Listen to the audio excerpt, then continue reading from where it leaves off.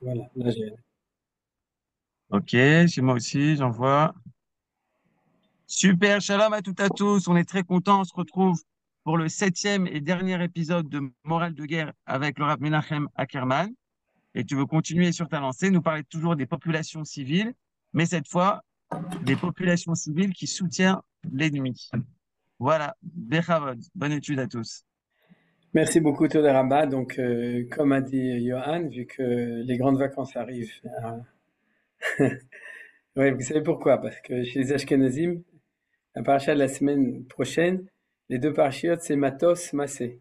C'est-à-dire qu'on prend l'avion pour aller se promener pour les vacances. Donc, donc c'est le dernier cours. Et on reprendra Bezrat Hashem l'année prochaine. On peut appeler ça, c'est en Elul, mais c'est déjà à l'Ikrat. Et j'espère que Bezrat Hashem, que d'ici là, on n'aura que des bonnes nouvelles et des bonnes victoires contre nos ennemis. Et donc, Baruch Hashem, je peux dire, on a accompagné la guerre depuis le début. C'est en fait depuis la première ou la deuxième semaine, j'ai fait des cours sur des sujets qui étaient liés avec la situation exceptionnelle. Et donc, le fait d'étudier cette question de morale de guerre, les différents sujets, il y a encore de quoi parler. Peut-être qu'on verra, peut-être l'année prochaine.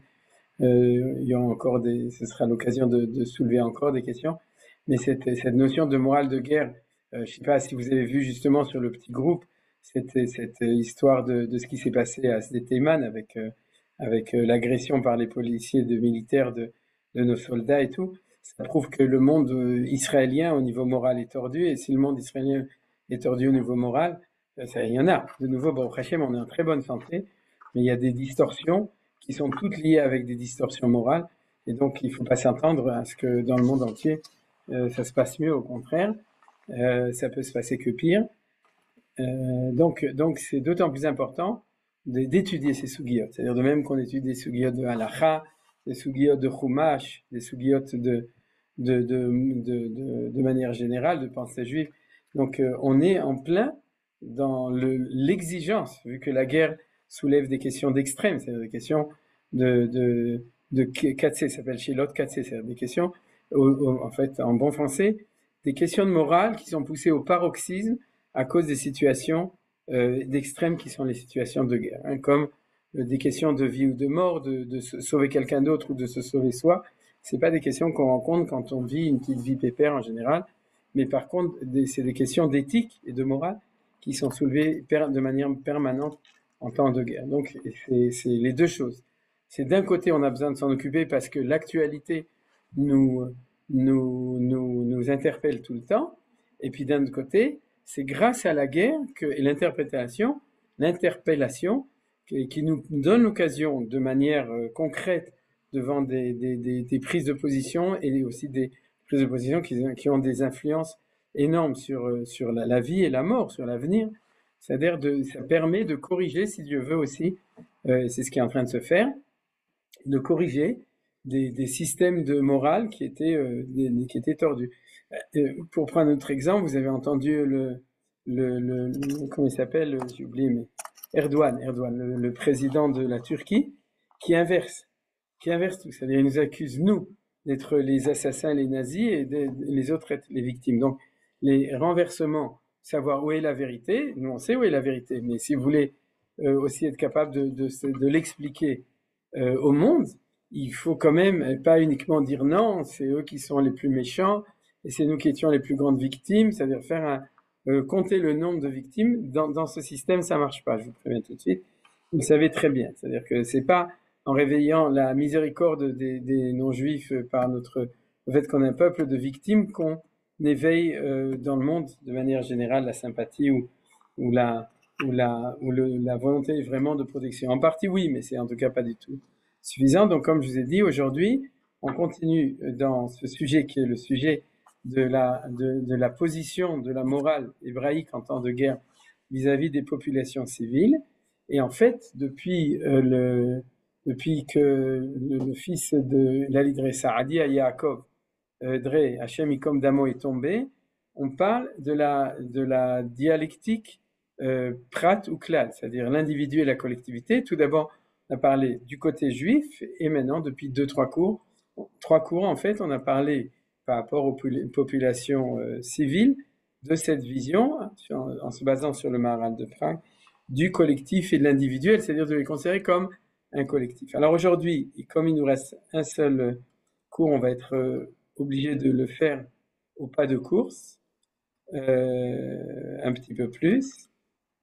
On va passer différentes d'autres notions qui sont chacune en elle-même très importantes dans cette réflexion.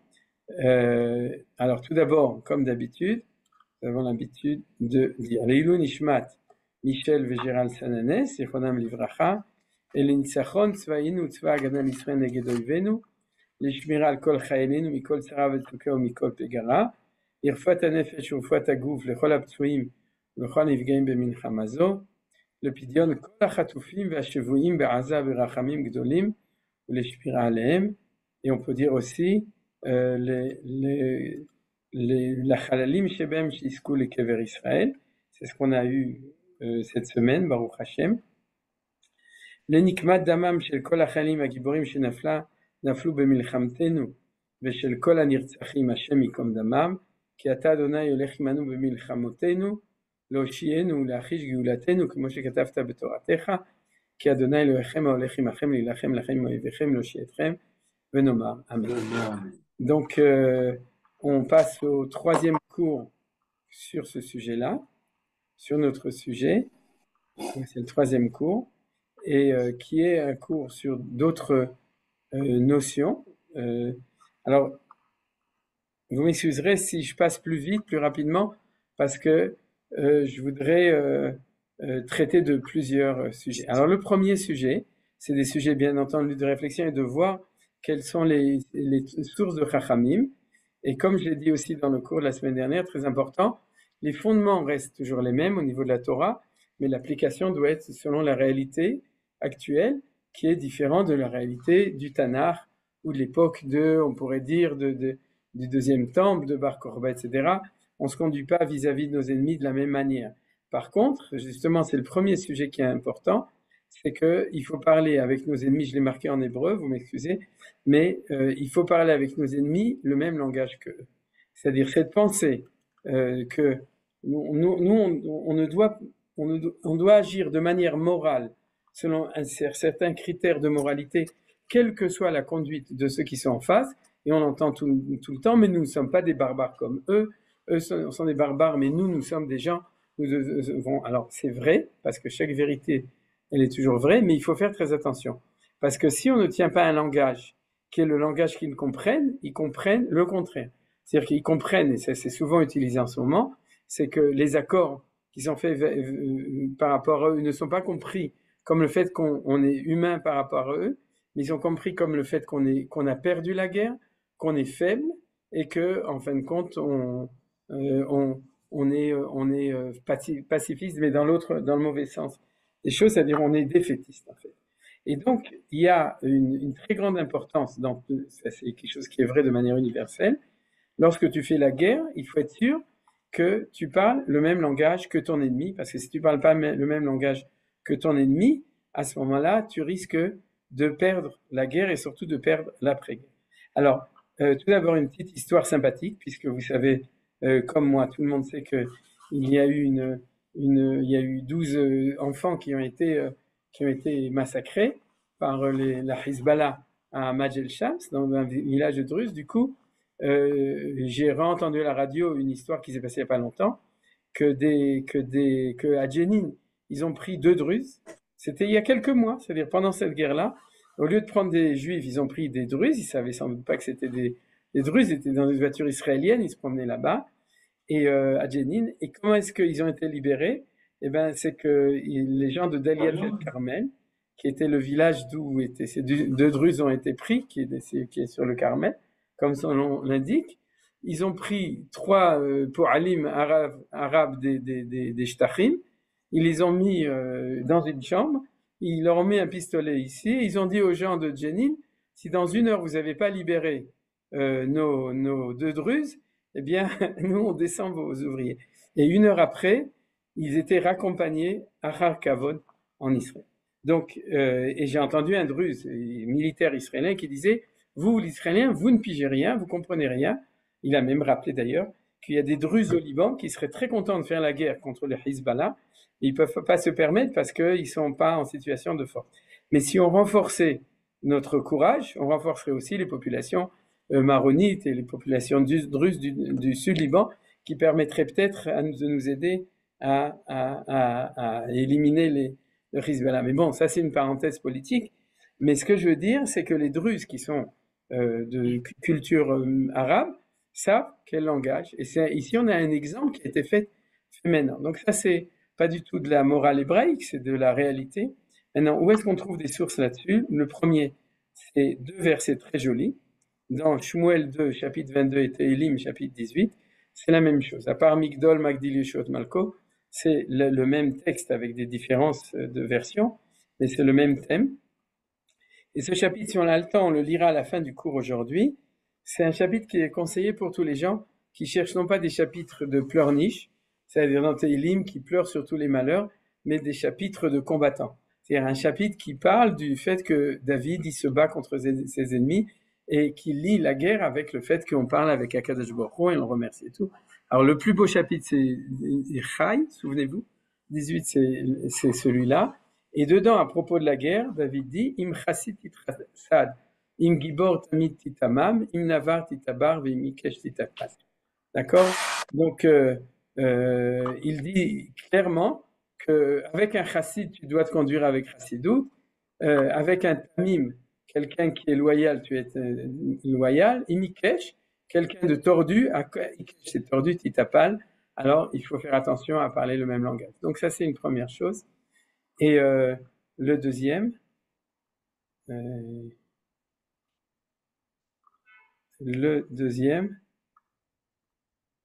je m'excuse, je dois fermer parce que le screen, parce que je me rends compte que ce que j'ai imprimé, c'est pas votre texte, c'est mon texte à moi. Ça arrive, ce genre de choses.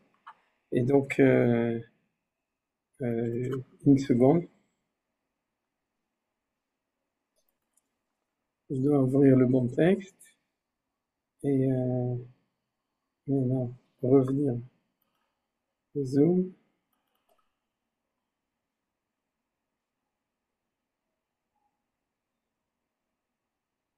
Voilà. Donc, on revient à notre étude, sauf que on est ici, donc, sur le texte. C'est pour ça qu'il y avait des titres en hébreu, ça paraissait un peu bizarre. C'est parce que j'écris un cours aussi, c'est pour ça. Voilà. Alors, dans ce texte qu'on est en train d'étudier, on a une deuxième source. Tout ça, c'était le cours de l'année dernière, de la semaine dernière. Le deuxième texte, c'est un texte de la Mishnah de Masechet Sota. Mais en fait, j'ai amené le texte dans le commentaire de Rashi sur la Torah, qu'on a déjà vu à une autre occasion. Vaya bekarvechem el hamilchama venigash hakohen vediber elav. Donc, c'est le texte de base de la déclaration qu'on doit lire devant les soldats lorsqu'ils partent au combat. Dans la suite, c'est la partie qui est connue, celui qui a peur, qui s'en aille, celui qui vient de se marier ou qui est fiancé, celui qui a planté une vigne, celui qui a construit une maison, on ne l'a pas inaugurée, Yelech Ve'ashov le Beito. Mais avant tout ça, il y a le discours et qui est repris, expliqué par la Mishnah et la Gemara dans Maseret Sota.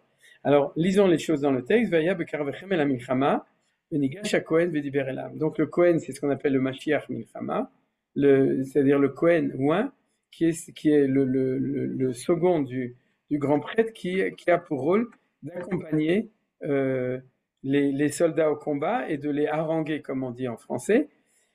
Ce grand prêtre oint, il avait bien entendu toute une équipe de prêtres avec eux, c'est ce qu'on appelle aujourd'hui la Rabbanut Harashit.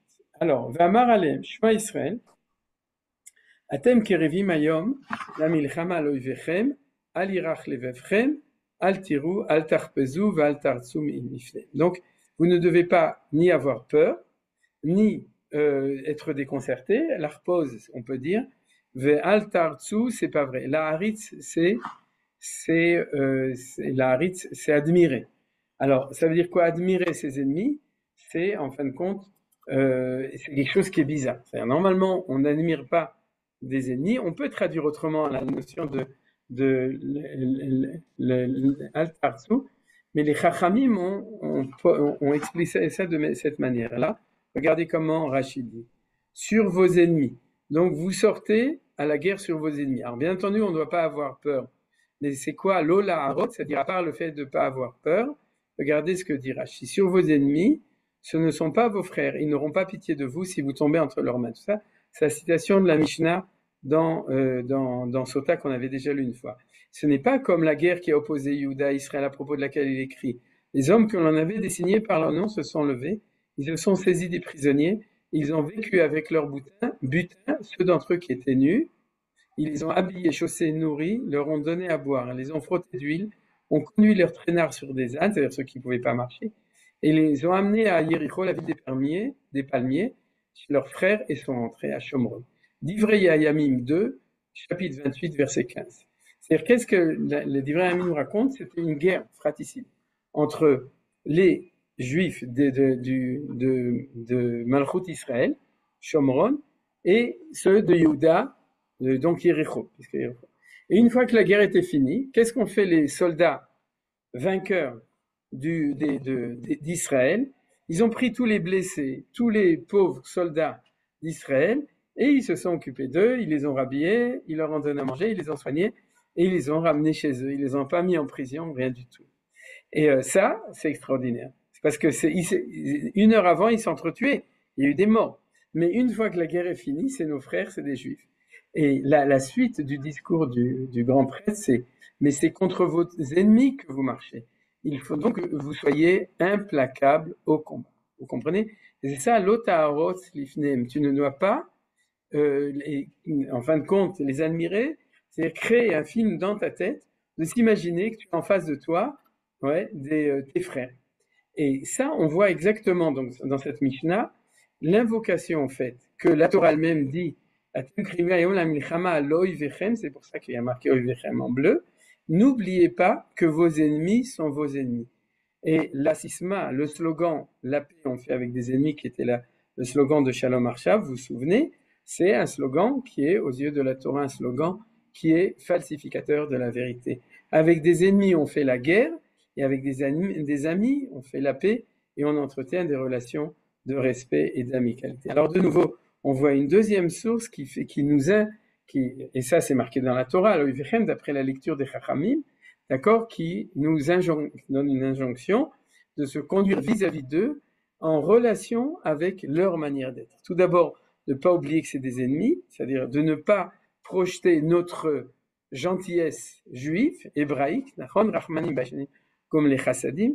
Et deuxièmement, ça c'est la première chose, ne pas tomber dans cette maladie psychanalytique de projeter sur les autres notre manière d'être en imaginant que les autres sont comme nous. Ça c'est la première chose, ça c'est ce que dit la Torah selon la Mishnah Sota. Et la deuxième chose, c'est le langage de David, de faire attention à écouter ce que l'ennemi dit. Vous comprenez, il y a deux choses. Tout d'abord, de savoir que c'est un ennemi et donc de ne pas les traiter en amis par rapport à notre sentiment intérieur. Et deuxièmement, d'être à l'écoute de ce qu'ils disent eux en vérité. Vous savez qu'il y a une organisation en Israël qui s'appelle Irgun, je ne sais plus comment ça se dit, mais qui s'occupe d'écouter et de diffuser ce qui se dit en arabe dans l'autorité palestinienne et partout pour contrecarrer leurs déclarations mensongères, tout le temps mensongères, parce que le mensonge ne fait pas partie des valeurs à ne pas donner. Vous pouvez d'ailleurs regarder, il y avait une journaliste qui allait à Majel Shams hier d'une télévision opposée à nous, qui se gêne pas et ils se gênent pas pour mentir. Ça fait partie de la stratégie, donc de montrer ce qu'ils disent exactement pour écouter ce que dit l'ennemi et pour réagir en fonction de ça. Donc ça, c'était la première valeur dont je voulais parler, c'est le fait que la réaction, c'est-à-dire le combat vis-à-vis de nos ennemis doit être en relation. Donc si eux ne se gênent pas de toucher les populations civiles, c'est un non-sens, c'est pour ça que c'est lié, de dire qu'on fait la guerre que contre des soldats. En dehors de l'argumentation que j'ai donnée dans les cours d'avant, il faut se souvenir de ça. Puisque les Arabes nous font la guerre avec une seule volonté, c'est de toucher les populations civiles, vous êtes au courant, oui, ça fait pas 2 ans, ça fait 100 ans que c'est comme ça, c'est-à-dire que la seule chose qu'ils essayent, et souvent, je le rappelle, si on n'a fait pas Kippat Barzel, eh bien ça fait longtemps que ce serait une Shoah en Eretz Israël, d'accord? C'est-à-dire le nombre à moins qu'on ait fait la guerre plus vite, on aurait réagi peut-être plus vite, mais le nombre de civils qui seraient morts si on n'avait pas, nous, arrêté avec des armes sophistiquées qui coûtent une fortune, ce qu'on appelle Kippat Barzel, ça fait longtemps que le Chas de Shalom, Dieu nous en préserve, les malheurs qui arrivent actuellement avec 10, 12 personnes, ce seraient des centaines de milliers. Donc, il faut se souvenir que s'ils attaquent les populations civiles, le langage normal justifie de riposter de la même manière. C'est le premier argument. Le deuxième argument qui est important, c'est que vous savez que le porte-parole de l'armée, le général Hagari, Hagari, ça vient du mot Hagar. Hagar, c'est les ancêtres de Ishmaël, c'est-à-dire qu'il est payé par l'armée pour défendre les options de Ishmaël. C'est pour ça qu'il s'appelle Hagari. C'est un jeu de mots, hein. Mais en tout cas, le porte-parole a dit une phrase malheureuse. Il y a quelques mois, il a dit « Il est impossible de vaincre une idéologie ». C'est-à-dire, on peut vaincre les soldats du Hamas, aval, en hébreu, « Yefchar lenatseach et harayon shel Hamas ». Cette phrase-là nous éveille à une réflexion. Et quelle est la réflexion? C'est qu'il y a des guerres qui sont des guerres économiques, il y a des guerres qui sont des guerres tout simplement de se venger, ou des guerres qui sont territoriales pour conquérir un territoire. Il y a des guerres qui sont idéologiques. Maintenant, quand la guerre est idéologique, il y a une justification de se battre contre tous les gens qui soutiennent l'idéologie, même si ce n'est pas forcément des combattants sur le terrain. Donc la question importante, c'est de se demander, est-ce que la guerre que mène, on va parler du Hamas, c'est-à-dire contre Israël, c'est-à-dire actuellement, mais on pourrait parler des autres, de ceux qui sont de Shomron, du Hezbollah et de tous les autres, mais on peut prendre le Hamas comme exemple. Est-ce que c'est une guerre économique? Est-ce que c'est une guerre de conquête de territoire?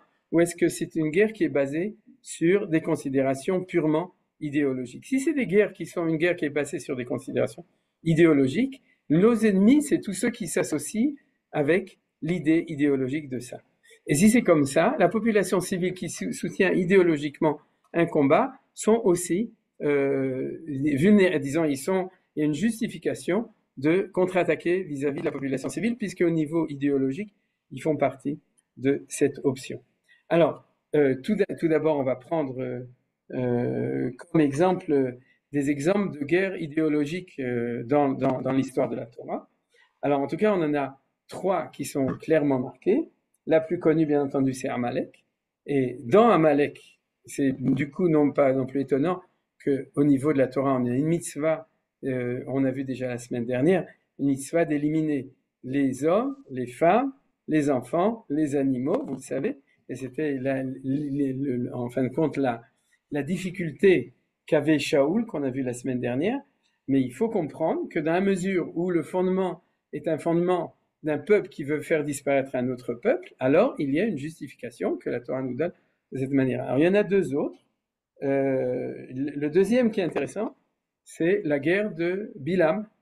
Pourquoi est-ce que c'est une guerre idéologique? Puisque l'arme qui a été utilisée, c'est une arme qui est purement idéologique. Si vous réfléchissez à la paracha de Bilam, on a en face de nous des ennemis qui décident de se battre contre nous, non pas au niveau des armes conventionnelles, c'est-à-dire avec une épée, mais avec la parole prophétique. C'est-à-dire qu'ils vont utiliser. Or, quand on utilise la parole prophétique, de facto, ça veut dire qu'on soulève le conflit au niveau idéologique, puisque on est dans la question de savoir est-ce que Dieu aime Israël ou est-ce que Dieu aime les autres nations, dans ce cas-là, les Moabites. Donc, est-ce qu'il va maudire Israël parce qu'il va aimer Moab?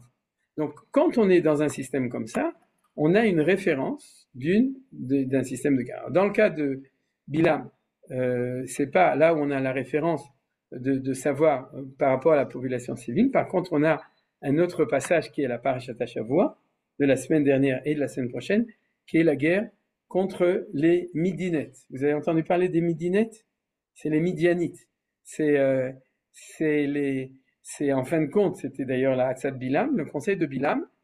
Bilam donne des conseils, comment combattre Israël, non pas au niveau des armes conventionnelles, mais au niveau de se battre contre la sainteté d'Israël, la relation vis-à-vis de Dieu d'Israël. Donc, les femmes midianites, c'est pour les amener à l'idolâtrie par la séduction de femmes féminines. Donc, c'est une forme d'essayer de combattre Israël par l'assimilation. Une assimilation contre une nation qui veut rentrer dans son pays pour les empêcher de rentrer. Donc on est ici. Alors à ce moment-là, du coup, contre qui il faut se battre? Contre les femmes de Midian, contre les rois qui les ont envoyés, contre toute la population. Alors on a une réponse, parce qu'on voit qu'en fin de compte, dans ce cas-là, c'est une guerre. Alors de nouveau, il ne faut pas faire du copy-paste avec une situation actuellement. Juste, je soulève le principe général, c'est que si on est devant un peuple qui se bat avec une volonté spirituelle et idéologique de se battre contre nous, donc toute la population qui s'identifie à ça, comme par exemple les nazis, c'est-à-dire si on considérait au moment de la guerre de 39-45, c'est que l'Allemagne était nazie, c'était pas que les nazis qui étaient dans les SS, mais l'Allemagne qui collaborait aussi à l'idée, c'est-à-dire qu'ils avaient élu au suffrage universel Hitler, donc l'Allemagne était une population qui était condamnée par le fait qu'elles étaient, par l'idéologie qu'ils avaient développée aussi, non pas seulement pour des questions de sécurité. Donc Dieu dit, comme Nikmat d'Israël mettait Midiani, Machar Teasef el Amecha, Daber Moshe el Ha'am lemor echalzu mitrem anashim latzava, veyu al Midian la tête Nikmat Hashem b'Midian. C'est Mataot, c'est la parashat de la Shavua. Elef lamate, le chol matot Israël tishlechu latzava. Or Rashi dit quelque chose d'intéressant, il dit pour toutes les tribus d'Israël, y compris la tribu de Lévi. Vous vous souvenez que la semaine dernière, ou de manière générale, les Lévi'im, c'est-à-dire les Bachorei Yeshivot, pour traduire dans le contexte actuel, d'accord, ne vont pas à la guerre. Pourquoi? Parce qu'ils n'ont pas d'héritage sur la terre. Ils ne reçoivent pas une terre agricole, en tout cas, une possibilité de se nourrir à partir d'une terre en Israël. C'est ce qui est marqué dans la parasha de la semaine dernière. C'est-à-dire, donc, Loïn Chelou Nachala, et donc, du coup, ils ne sortent pas à l'armée. Et tout d'un coup, ici, ils doivent sortir à l'armée. Question, pourquoi? Réponse, parce que c'est pas une guerre territoriale. C'est-à-dire, il n'y a pas de justification territoriale ou de défense, on pourrait dire, physique. C'est une guerre idéologique. Et donc, les Lévim. Et c'est là qu'on voit qu'il y a une autre sorte de guerre, une autre sorte de combat contre un ennemi comme ça. Et du coup, ça change, au niveau de la Torah, la manière de savoir qui va à la guerre, qui ne va pas à la guerre. Ce qui renforce le fait qu'aujourd'hui, tout le monde doit aller à la guerre, y compris ceux qui disent qu'ils veulent l'éviter, puisqu'ils se considèrent comme des lévites. C'est-à-dire, donc, Vaïmasou, mais Alpha Israël et Flamate, Shemasar et Flamate, ça va, Vaïchlach, Otam Moshe et Flamate, là, ça va, Otam ben Pinchas, ben Elazar, Kohen, là, ça va, Klea Kodesh, Vechatzrot, Ateroua, Beyado. Donc, on nous dit qu'il avait l'appareil sacré et les trompettes retentissantes. Et la question, c'est aussi pourquoi, et Pinchas est allé. Pourquoi? Parce que normalement, celui qui doit les accompagner, c'était pas spécialement Pinchas. Alors la Gemara demande justement, et pourquoi est-ce Pinchas? C'est Rashi qui dit qui allait et pas Elazar. Alors on peut dire qu'en gros, c'est la deuxième réponse, non la première. Akadosh Baruch Hu a dit, c'est à celui qui a commencé d'exécuter la mission en tant que Cosbi, fils de Tsour, qu'il revient de terminer. Donc on comprend très bien que Pinchas étant celui qui a réussi à vaincre le projet midianite, puisque vous vous souvenez, c'était ce qui était à la fin de la semaine dernière, la paracha, donc c'est lui qui va diriger l'idéologie du combat de cette semaine. Ça, c'est la première explication, il y en a d'autres, et les ustensiles, à savoir l'arche et la plaque. Alors ça, c'est aussi intéressant, c'est-à-dire que comme c'est une guerre qui a comme signe le côté spirituel idéologique, donc on sort aussi les ustensiles, même l'arche sainte, on le sort du temple. C'est-à-dire quoi? C'est-à-dire plus, on va traduire ce nom moderne, plus on va déceler derrière cette attaque qui a l'air d'être une attaque physique. Oui, les pauvres Arabes, ils étaient enfermés dans un ghetto à Gaza, c'est nous qui les avions mis, et ils n'avaient rien à manger, ils n'avaient pas d'électricité, ils n'avaient pas d'eau, ils n'avaient pas de quoi manger. Donc c'est normal, ils sont persécutés, donc c'est normal qu'ils veulent se venger contre ceux qui l'ont mis là-bas. Vous savez que tout ça c'est un mensonge, ce que j'ai dit là. Donc ils sont en état de légitime défense, si vous voulez, mais pas du tout. Il faut reconnaître qu'il y a un aspect idéologique, c'est-à-dire qu'ils se battent parce qu'ils ne veulent pas de juifs. Ils ne veulent pas des juifs sur la terre d'Israël, mais de toute façon, ils ne veulent pas du tout de juifs dans le monde. Comme les Iraniens, leur rêve, c'est l'extermination du peuple juif, Chas v'Shalom. Donc, quand tu es en situation, il faut que tu prennes tes armes pour te battre contre eux. C'est Klea Kodesh Beyado. C'est-à-dire qu'il faut aller aussi non seulement avec les larmes conventionnelles, mais aussi avec les argumentations spirituelles qui nous permettront d'être capables, d'être motivés pour se battre contre cette population. Si on réduit le conflit à des conflits socialistes, matérialistes, économiques, à ce moment-là, on a déjà perdu la guerre. C'est ce qui nous arrive depuis les accords d'Oslo avec le nouveau Moyen-Orient de Shimon Peres. Voilà. Donc, il continue le Midrash, car Bilam était avec eux, et il faisait planer par des sortilèges les rois de Midian au-dessus d'eux, et lui-même planait avec eux. Donc, c'est la raison pour laquelle Pinchas a pris le tzitz. Tzitz, c'est ce qui est marqué ici, marqué Kodesh Lachem. Il leur a montré le tzitz, la plaque sur laquelle était gravé le nom divin, et ils sont tombés. Voyez pourquoi il est écrit à propos des rois de Midian, sur leurs dépouilles. Ils sont tombés, al-khalalem, sur les autres morts. Ils sont tombés d'en haut sur les cadrabs. De même, il écrit à propos de Bilam, vers leurs dépouilles, c'est-à-dire qu'en fait, au niveau rouhani, ça veut dire quoi? C'est-à-dire que Bilam, dans sa vision que le combat ne pouvait être gagné que s'il y avait une plus grande force spirituelle et idéologique d'Égoïm contre nous, à ce moment-là, il a fait voler dans l'air les rois et lui-même avec.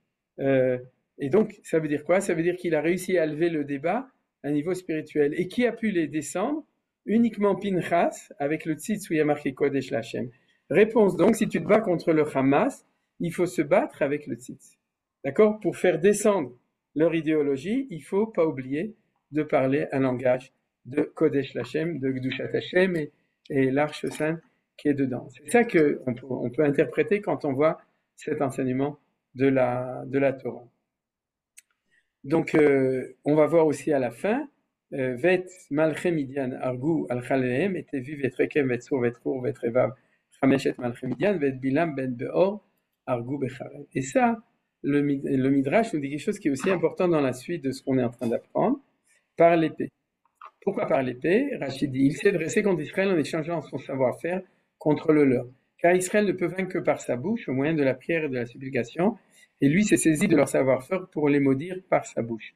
Eux aussi ont échangé leur savoir-faire contre celui des nations qui se présentent l'épée en main, comme il écrit, et tu vivras de ton épée. L'enseignement très fort on voit de là, c'est que eux ont essayé de nous vaincre par notre valeur, notre force, qui est la force spirituelle, notre liaison avec Shem, ce qu'on appelle le Kol Yaakov, c'est-à-dire la parole, et ils ont, eux, la guerre conventionnelle, mais ils se sont battus avec nous avec de l'idéologie, et la réponse, c'est qu'il faut se battre idéologie, mais il ne faut pas faire que ça, il ne faut pas faire que des discours, il ne faut pas oublier qu'ils nous mettent en danger physiquement, et donc il faut aussi utiliser les tanks et les avions pour se battre contre eux. C'est ça qui est marqué dans ce Rashi. C'est-à-dire si vous nous attaquez avec nos armes, ouais, eh bien nous, on va aussi vous attaquer avec vos armes, et on va utiliser une armée qui sait utiliser aussi des moyens conventionnels pour se battre contre vous, même si on décèle derrière aussi la force idéologique. Donc vous voyez que dans la parashat Shavua, c'est un micro-cours sur la parashat Shavua, on voit plein d'enseignements de Rashi. Alors le dernier, Vet kol arehem moshvotehem et kol tirotam sarfu baesh. Donc, de nouveau, Midian, il n'y a pas de cheshbon, c'est une guerre idéologique, on a tué tout le monde. J'ai un peu sauté les psukim, mais c'est marqué là, c'était marqué avant, ils ont tué les Zachar, les trucs, Veishbu, Israël de chez Midian, donc il n'y a pas de pitié, si vous voulez. Alors de nouveau, j'ai dit, aujourd'hui, il faut faire la guerre selon la morale moderne de la guerre, mais pas la morale qu'on nous impose. C'est-à-dire une morale comme la morale de Hiroshima ou la morale de Dresden, etc., mais une morale de guerre selon ce qui est aujourd'hui. Et ce qui a marqué ici, donc, ils ont brûlé toute leur ville, donc c'était pas tendre avec Midian, et il y a un mot qui s'appelle tirotam. Alors, tirotam, ça veut pas dire qu'ils se sont tirés. Tira, aujourd'hui, en hébreu moderne, une tira, c'est un château, c'est-à-dire, mais comme c'est un mot qui est exceptionnel, qui n'apparaît pas dans la Torah, les sages ont donné deux explications. La première, en effet, c'était des châteaux forts, et la deuxième, je vous lis Rashi, qui est très intéressant.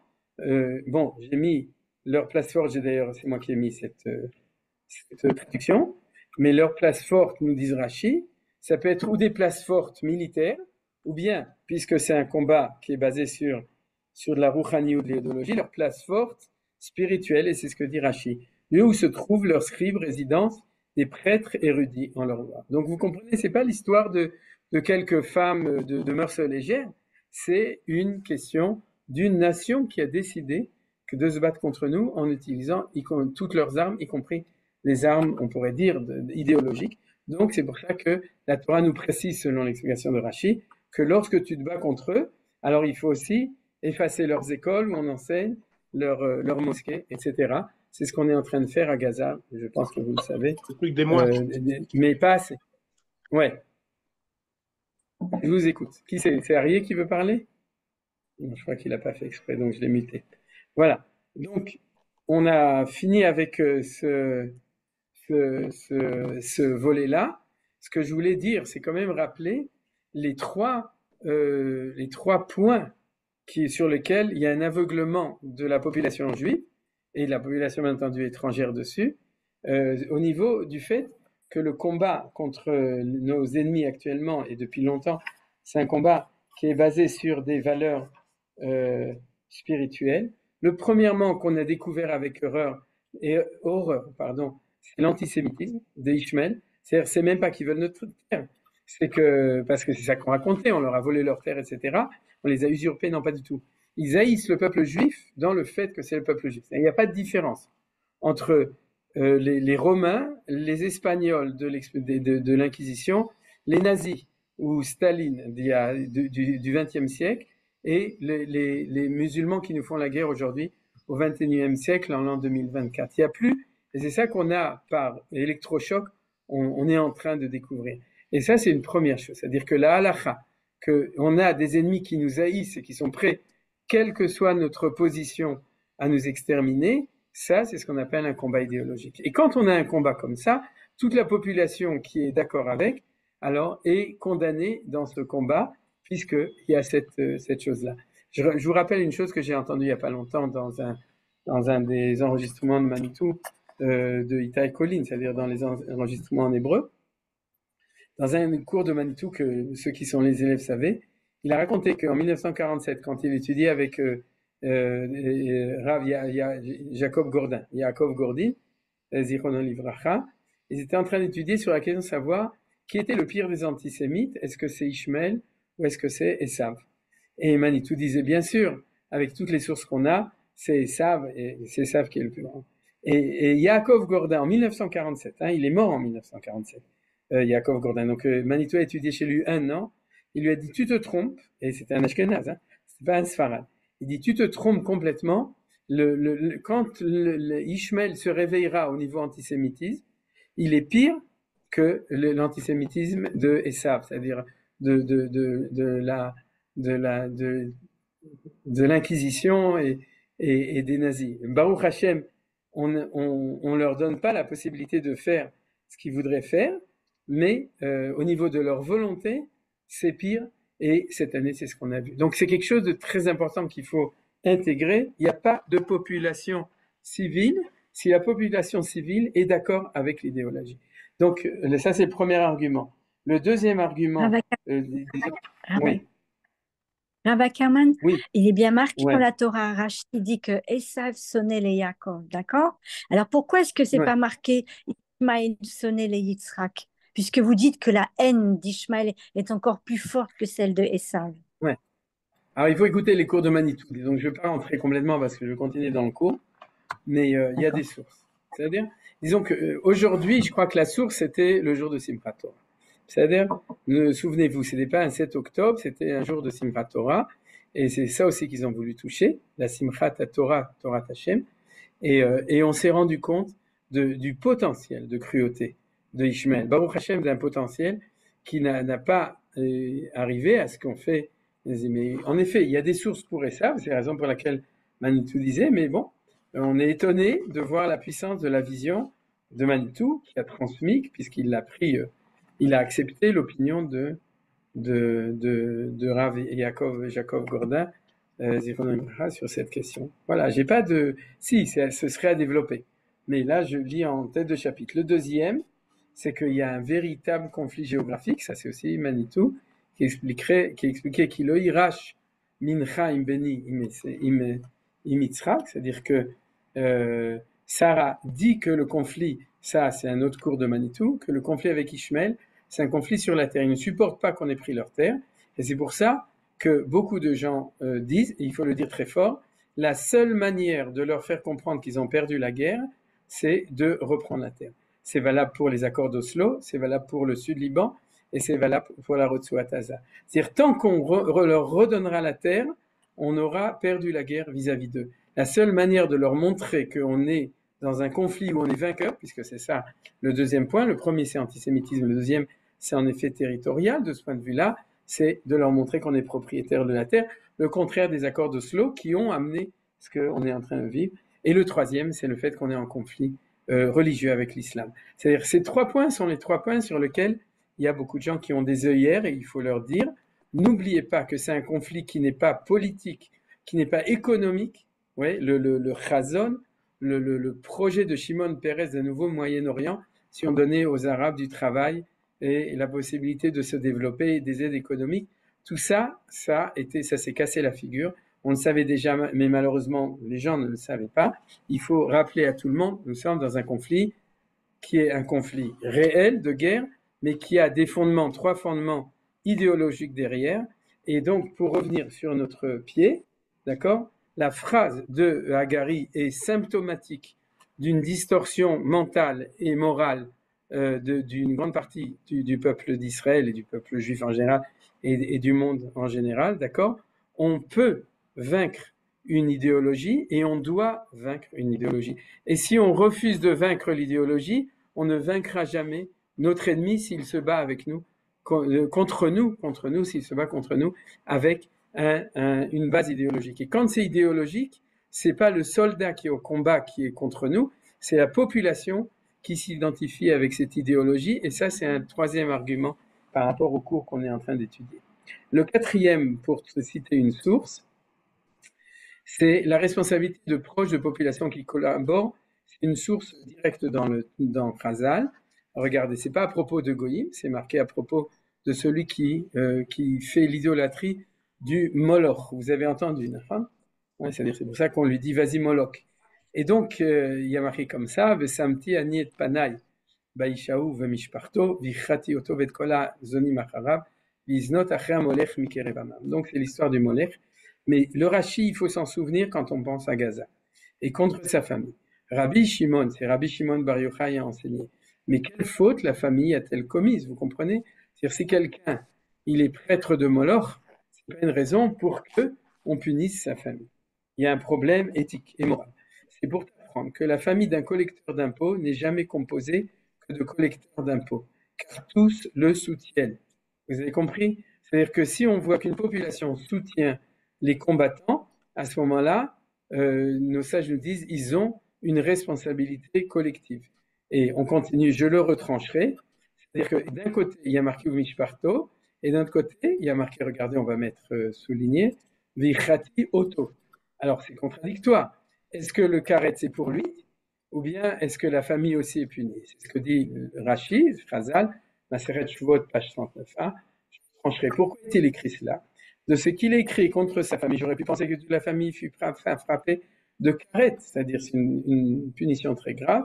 Aussi est-elle écrit Otto, ouais, c'est un nom allemand. Il sera lui frappé de karet, mais non toute la famille, laquelle subira des épreuves. Les épreuves, c'est des yissouris.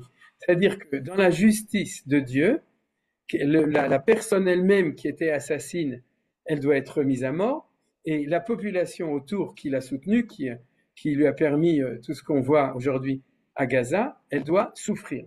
Et c'est ce qui arrive, et malheureusement, elle ne souffre pas assez. Il paraît ils adorent les mangues, et qu'on leur envoyait des tonnes de mangues au lieu de les envoyer sur les marchés israéliens, parce qu'ils aiment les mangues.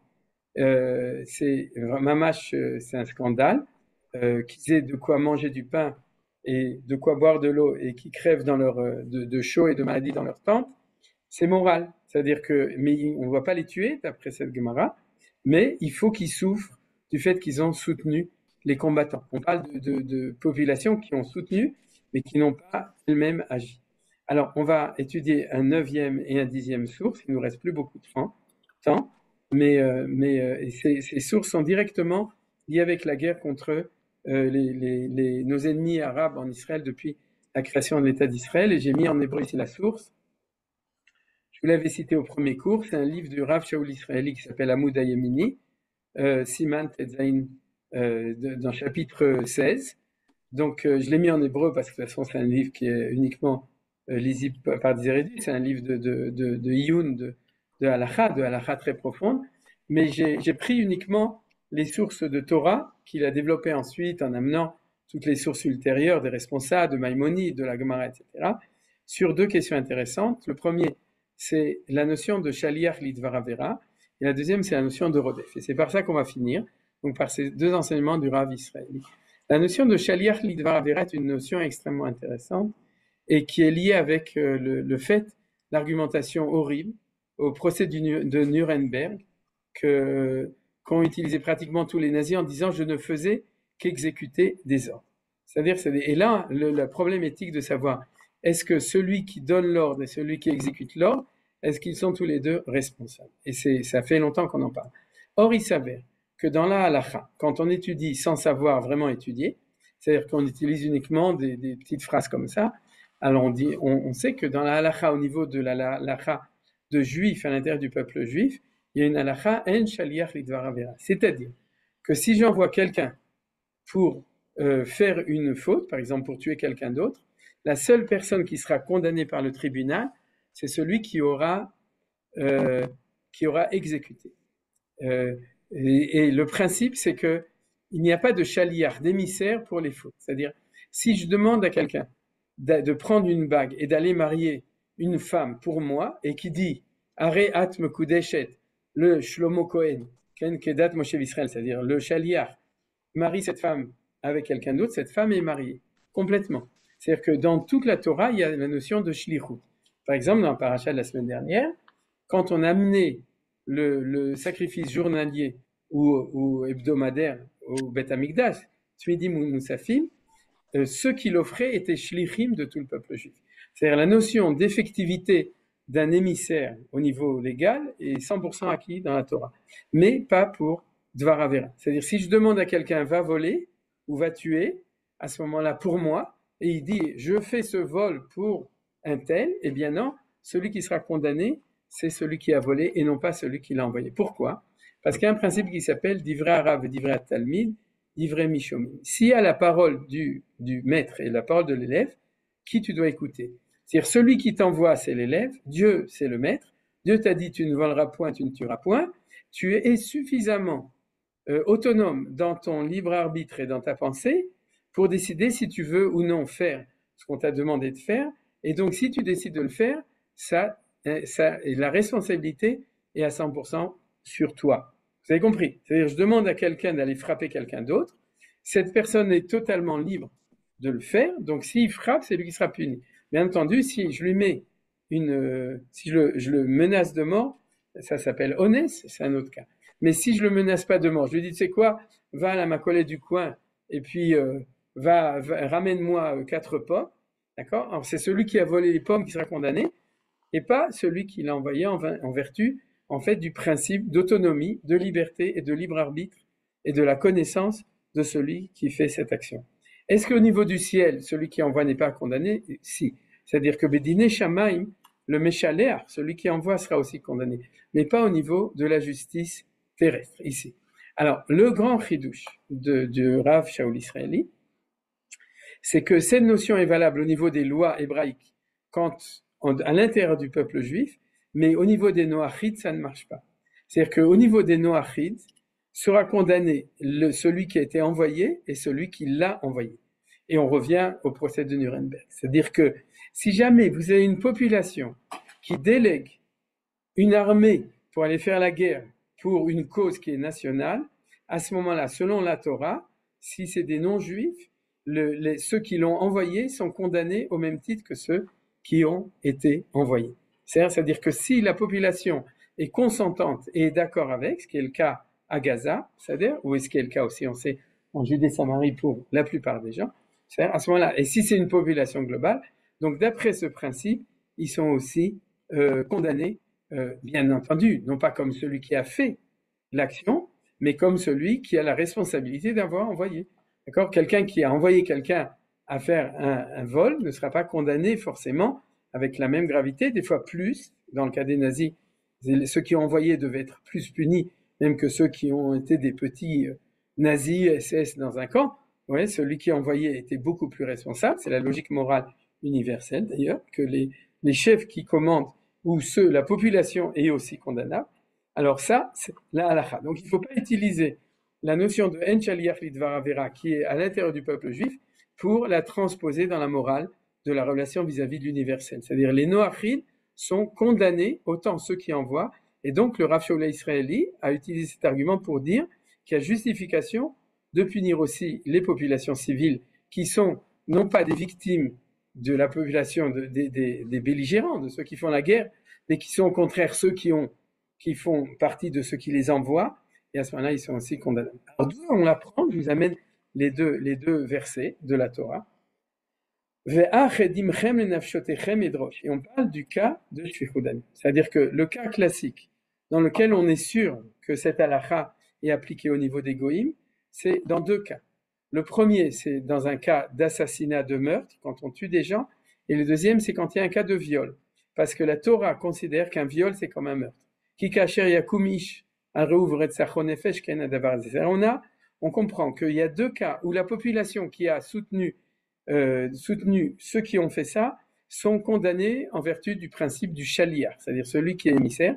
Alors c'est pour ça que dans la Torah, on l'apprend la notion du meurtre. Je lis miyad kol chaydrashena ou miyad adam miyad ish achiv edrosh et nefesh adam shofer dam adam ba'adam damo ishafer ki betzelem Elohim asa et adam. Donc ces deux versets dans la Parashat Noach qui sont les fondements de l'interdiction du meurtre pour les Noachid. Et regardez dans ces deux psukim ce que dit le Midrash Rabbah. Miyad ishachiv. Donc il faut mettre les mots en bleu qui sont sur lesquels les Chachamim ont appris. Le deuxième, Dam à Adam ba Adam. C'est-à-dire le premier c'est Miyad ishachiv. De la main d'un homme et son frère je demanderai le nefesh, c'est-à-dire la vie de l'homme. Le Midrash Rabbah dit comme ça, Miyad ishachiv, za socher et acherim lahorog et chavero. C'est-à-dire je demanderai de la main d'un homme qui dit à son frère. Vous avez compris? On apprend de là que si un homme ish demande à son frère d'aller tuer quelqu'un, alors je demanderai le compte autant au ish que à son frère. Voilà, ça c'est le premier enseignement qui montre que c'est la loi noachide. Et le deuxième, Vechen Sham Amar Rabbi Chanina, allez des shaliach, par un shaliach, sheneimar, shofer dam ha-adam ba-adam damo ishafer. Celui qui verse le sang d'un homme par un autre homme, donc son sang sera aussi versé. C'est-à-dire, celui qui a envoyé un homme pour tuer un autre homme, d'accord, son sang, de celui qui l'a envoyé, sera aussi condamné à mort. Donc on voit qu'il y a deux midoraïta, deux versets, l'un pour celui qui va payer, socher, et celui qui va l'envoyer comme émissaire, même gratuitement, comme dans le cas de ce qui s'est passé aujourd'hui, de ce qui s'est passé à l'époque des nazis. Donc c'est ça que je voulais vous donner comme avant-dernière source sur le principe de la responsabilité des populations civiles, c'est le principe de Shaliach, c'est-à-dire de gens, de populations qui ont envoyé, or nous envoyons l'Avdil Alfei Avdalot, nos soldats au combat, et ce sont nos shlichim. Ils n'y vont pas parce que c'est la légion étrangère, ils cherchent une parnassa. D'accord? Nos soldats ne font pas l'armée parce qu'ils ne savent pas où aller travailler, donc ils vont à l'armée. L'armée d'Israël sont les envoyés du peuple juif. Et nous prenons notre responsabilité là-dessus. Et c'est un mensonge de dire que c'est pas vrai au niveau des Arabes. Les Arabes qui nous combattent, leurs armes, leurs armées sont envoyées par la population. De nouveau, des mensonges qu'il faut dénoncer, des non-sens moraux qu'il faut dénoncer parce qu'ils amènent à des conclusions catastrophiques. Alors la dernière, c'est la loi du Rodef. C'est la loi en français qui s'appelle la légitime défense. C'est-à-dire quoi? À Kamlor Gechash, Kamlor Go, si quelqu'un se lève pour toi, tu as le droit de le tuer de manière préventive pour l'empêcher de te tuer ou de tuer un autre juif. C'est-à-dire que si tu vois quelqu'un qui court après quelqu'un d'autre, tu as le droit de le tuer s'il n'y a pas d'autre solution pour l'empêcher de tuer autrui. C'est la notion qui s'appelle la notion de Rodef. Rodef, c'est quelqu'un qui court après quelqu'un d'autre. Et donc, cette loi de Rodef, le Rav Shaul Israeli nous donne une idée très intéressante. C'est-à-dire qu'il y a 3 populations dans la division du Rodef, c'est les 3 qui sont marqués ici en hébreu. Le premier, c'est celui qui poursuit lui-même, on est obligé de le tuer. C'est le cas de tous ces Hamasnikim qui, le jour de Simchat Torah, sont entrés en Israël. Ils avaient tous la loi qu'il fallait les tuer. C'est ce qui a été fait d'ailleurs dans certains cas, même avec des gens qui apparemment vont être jugés par la loi israélienne, parce que la loi israélienne a une distorsion au niveau de la compréhension des choses. C'est-à-dire que c'est un rodef classique. Donc il faut le tuer. La deuxième chose, c'est le Rav Shaul Israeli va amener des preuves de ça, et je vais tout de suite amener une dernière, c'est que les associés au rodef, c'est-à-dire on est toujours dans la même solution, c'est-à-dire dans la même équation. Si vous avez une population qui est associée à cette chose-là, à ce moment-là, d'après la halacha, elle-même est considérée comme coupable, et donc on peut, si ça permet non pas de punir, mais d'empêcher des actions meurtrières futures, d'accord, on a le droit, par prévention, de tuer une population qui est potentiellement celle qui va nous attaquer plus tard. C'est-à-dire, ils sont considérés comme rodef si c'est clair que c'est ceux qui vont demain refaire la même chose en tant que population, c'est les associés. C'était le titre du cours d'aujourd'hui.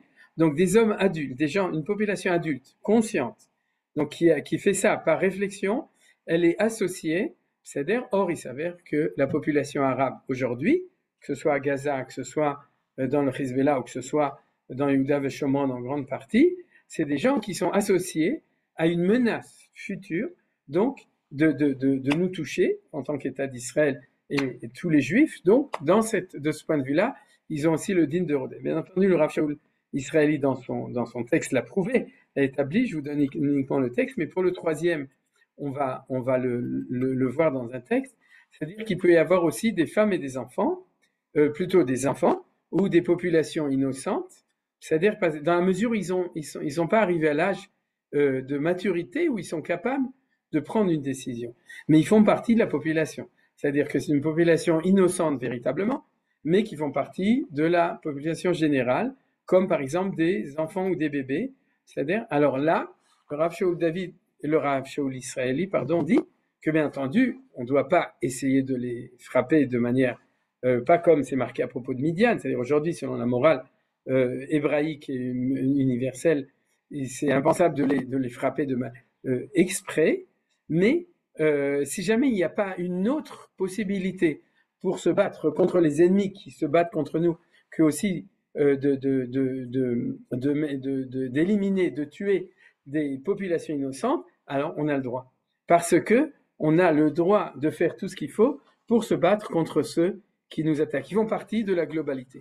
Je vous rappelle que dans le code athéique de l'armée d'Israël de Assa, comme je dis, pas très cachère, c'est-à-dire, il y a une chose qui a été utilisée malheureusement terriblement à l'époque de la guerre du Liban, c'était la notion du Noal Shachen.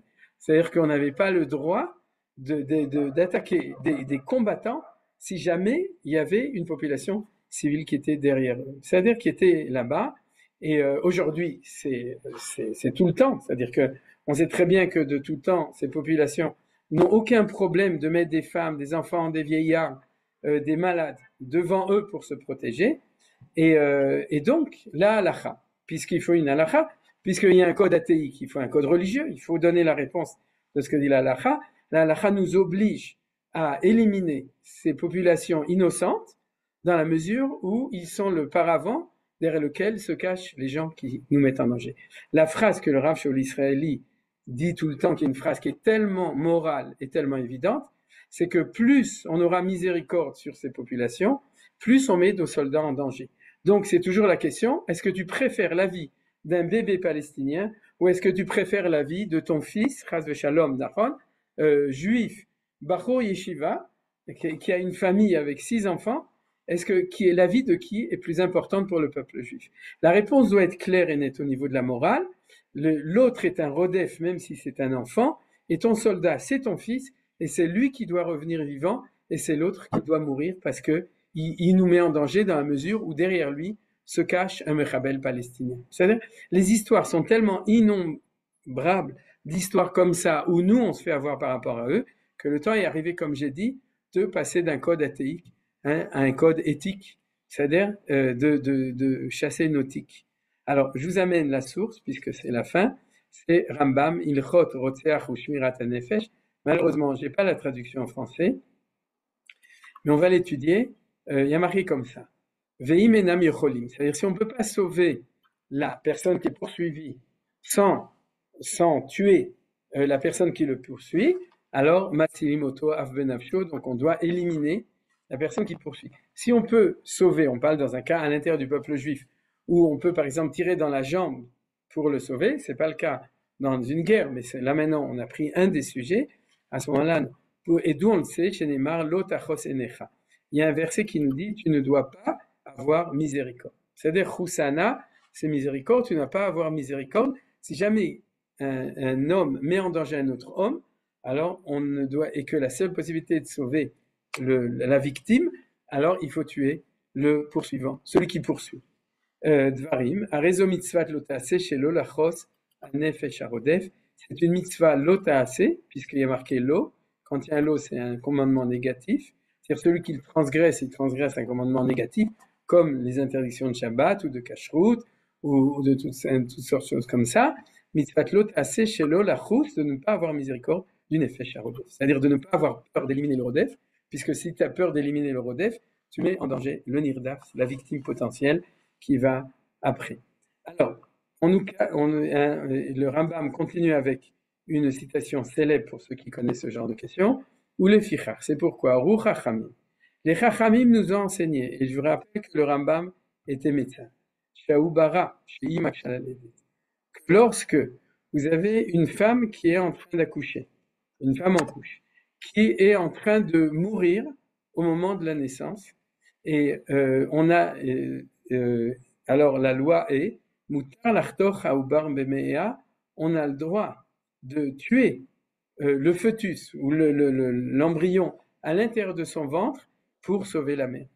Ben besam, ben beyat, que ce soit avec des médicaments ou bien que ce soit chirurgicalement, c'est-à-dire avec la main, c'est-à-dire avec un couteau. Lama, mi pene shuk rodef acharea le orga, parce qu'il est considéré comme un rodef qui poursuit la mère pour la tuer. J'ai mis 3 points parce qu'il y a un cas, s'il est déjà à moitié sorti, on n'a plus le droit parce qu'ils sont vivants et donc on ne peut pas mettre une vie en face d'une vie. Mais nous, ce qui nous concerne dans notre étude, c'est le premier cas. Le Rambam continue, ça te semble cruel. Oui, qui a permis d'éliminer le bébé, oui, au nom de la survie de la mère. C'est des questions éthiques modernes. Il dit, c'est ça la nature du monde. C'est-à-dire, c'est ça la nature du monde. Et qu'est-ce qu'on apprend de là? Le Rav Shaul Israeli, on apprend qu'un rodef peut être un bébé inconscient de son action. Puisque un embryon qui est en train de tuer sa mère n'a pas décidé d'assassiner sa mère. Il le fait sans sa volonté et malgré tout, il a le digne de rodef. Et de là, on apprend que si vous avez une population innocente, c'est-à-dire, ils ont le même statut que l'embryon qui est en train de tuer sa mère. Et à plus forte raison, puisque c'est pas un embryon juif, il fait partie de la population ennemie, mais bien entendu innocente. Mais s'il y a une clarté du fait qu'il met en danger, à ce moment-là, il doit être condamné en vertu de cette piska. Alors, on voit aussi ce que je vous ai dit dans la suite du séif d'après, celui qui est rodef après son prochain pour le tuer, ou bien celui qui est rodef après une jeune fille pour la violer, ils ont la même loi. Comme il y a marqué, qui cachait Yakou Michel Reourasafon Nefesh, c'est-à-dire qu'il y a la même loi pour les violeurs et pour les assassins. Vareo mer tsaka nara morasa ben Moshia la yeshla Moshia bechol davar sheyachol Moshia afilu be'arigat harodef. Et donc, on est obligé de terminer le cours, mais donc je voulais vous recommander ce chapitre 18 de Tehilim, dans lequel il y a marqué Vaidaber David l'Adonai divrei Ashira Azot biyom etzil oto Adonai oto ikaf kol oivav umikaf Shaoul, de tous ennemis, et on va lire juste un pasuk Elohe tsuri echesebo magini vekerenishi misgavi umanusi moshii me Hamas toshieni. Donc je vous conseille de lire, vous voyez, parce qu'il parle du Hamas. Et après il continue Meulal ekra Adonai ma'yovai ivashea. Et on ne peut pas lire tout le chapitre, mais je vous recommence, il est extraordinaire. On va uniquement le terminer pour terminer sur quelque chose de beau. Erdefa oivai vashmidem velo ashuvat kalotam vachalem vamchansem velo yakumun veiplu tachat raglai vatazreni chai lamilchama tachria kama itachteni voivai tatali orev mesana yatzmitem yishuv en Moshia el Adonai velo anam vaeshchakem ke'afar eretz ketitrutzot etkem erikaem vatefalteni merive ami תשמרני לראש גויים, עם לא ידעתי יעבדוני, בני נכה יתכחשו לי לשמוע אוזן ישמעו לי, בני נכה יבולו ויחגרו מסגרותם, חי אדוני וברוך צורי, וירום אלוהי צור אישי, האל הנותן נקמות לי, מוריד עמים תחתני, מוציא מאויבי מקמי תרומני, מאיש חמסים תצילני, c'est nouveau le Hamas, על כן הודך אדוני בגויים, ולשמך זמר, et on finit par un passage que tout le monde connaît, mais en général il ne l'associe pas avec ce chapitre, Magdi lo migdol Yeshuot Malko, Vosechet imshicho, le David, Ulzaro, ad olam. Donc il faut apprendre de David comment est-ce qu'on se bat avec nos ennemis. Et Bezrat Hashem, Niske le Yeshuot Gzolot. Pour nous c'est facile, on parle. Nos soldats, eux, ils sont au combat et nos dirigeants doivent prendre des décisions qui sont souvent très difficiles.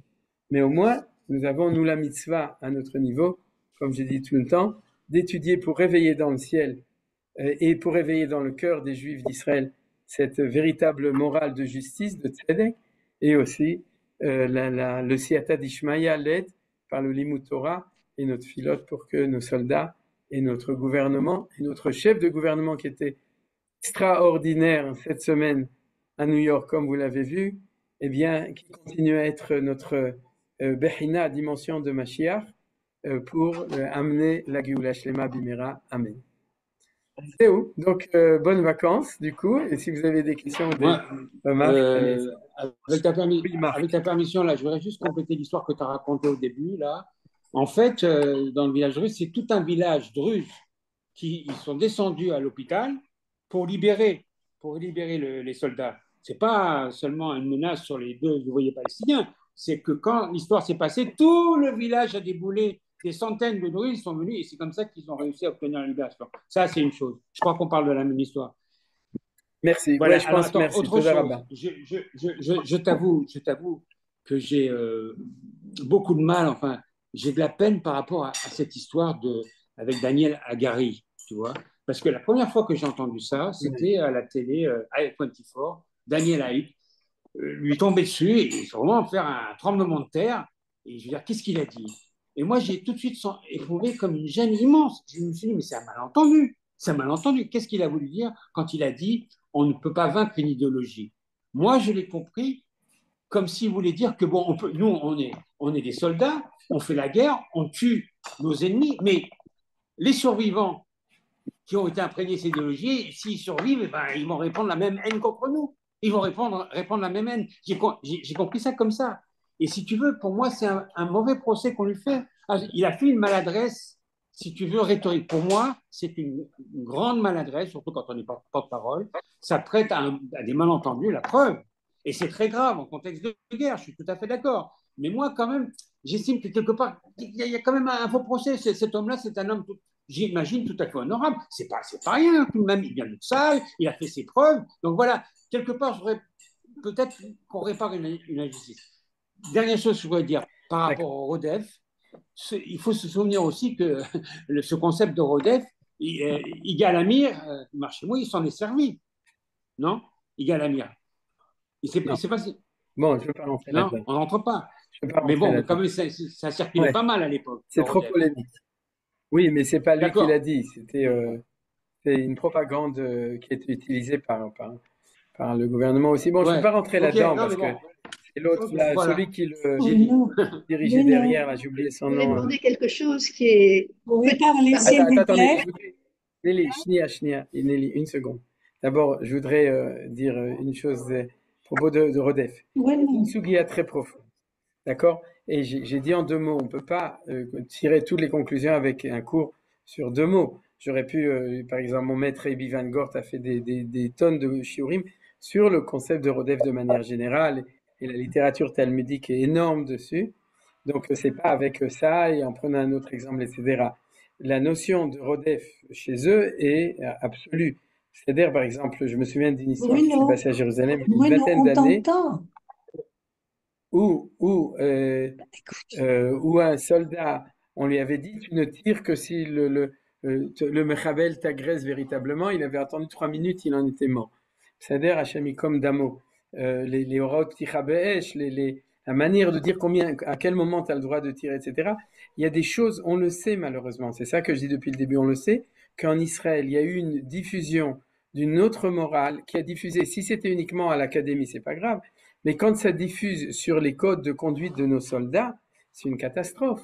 Parce qu'on met en danger nos soldats à cause de conduites immorales qui sont considérées comme morales par des gens qui l'ont édicté, qui sont à l'académie, à l'université, qui sont à la haie, qui sont au Bet Mishpat, mais ils sont pas sur le terrain. C'est ce que, en ce moment, tous les jours, on a comme j'ai dit au début, des paroxysmes de ces questions de moralité. Donc, il faut pas, l'histoire du Galamir, si on veut en parler, on peut en parler, mais c'est quelque chose de tout à fait différent. Là, on parle de quelque chose de patent, qui est C'est en clair. passant, bon. À propos de ça. Ça, c'est la première chose. À propos de Agari, je suis d'accord avec toi. Ah, merci. C'est-à-dire, je suis d'accord dans le sens. Ça me soulage un peu. Premièrement, je vais dire quelque chose. Ceux qui ont été actuellement nommés pour être au gouvernement ou à l'armée pour faire ce qu'ils ont à faire, j'ai tout le respect et toute l'admiration pour tout ce qu'ils font. Ceci dit, je sais que malheureusement, ils sont les produits d'une intoxication qu'on pourrait dire de Oslo. Et apparemment, malheureusement, le porte-parole, c'est un des rôles les plus importants de l'armée en cas de guerre. D'accord? En cas de civil, à mon avis, jusqu'à Simchat Torah, personne pratiquement parmi nous ne savait comment s'appelait le porte-parole. En tout cas, moi, je ne savais pas comment il s'appelait.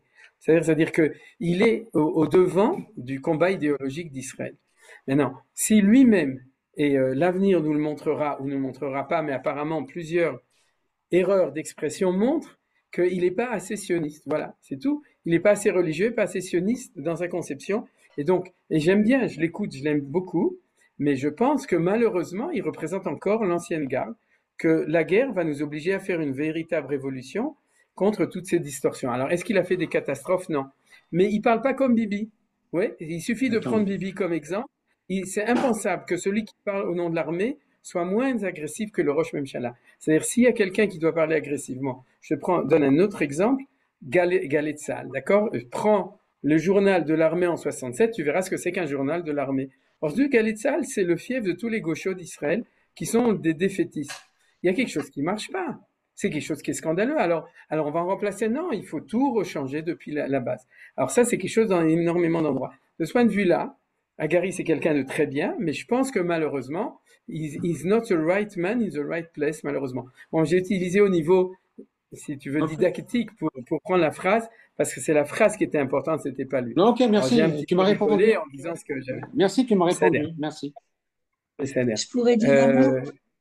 Oui. Je peux parler? On va avoir beaucoup de travail à changer absolument notre façon de voir de la moralité, puisque nous avons des siècles de moralité chrétienne et musulmane également. Et nous, il va falloir qu'on invente une nouvelle moralité. Ce que vous avez fait, c'est un cours extraordinaire, mais c'est l'idéal. Et ça va être difficile, hein. C'est pas pour demain. Alors la D'un nouvelle, côté, si tu pousses pas en avant, tu n'y arriveras jamais. Non, non, moi j'essaye avec les enfants. Quand j'essaye avec mes enfants et mes petits-enfants, j'ai beaucoup de mal à expliquer ça. C'est extraordinaire parce que les juifs, ils sont gentils. Ils font pas les méchancetés que les ennemis font. Vous comprenez que c'est dans votre tête ici. Ça doit être dans notre tête, c'est qu'on est plus gentil que ces affreux Jojo. Et ça, c'est difficile.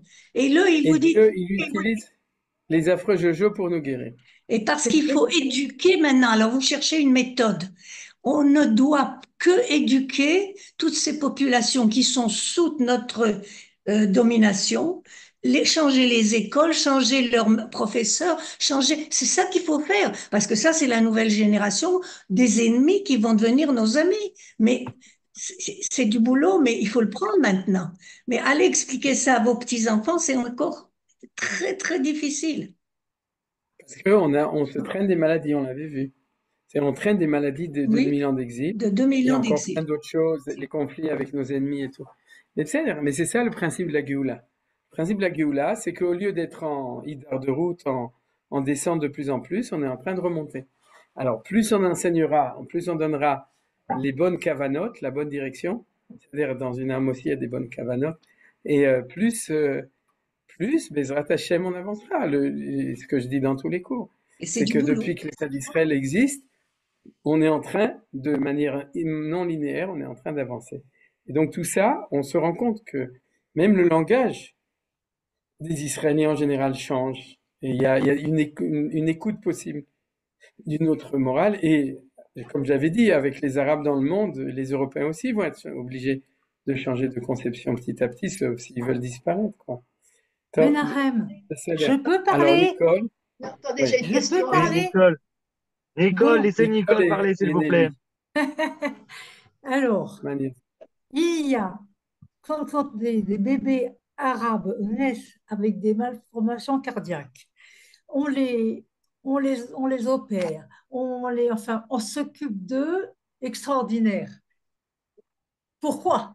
Et après, on demande à la maman si elle est contente. Elle dit oui, je suis contente parce qu'il va pouvoir être un shaïd.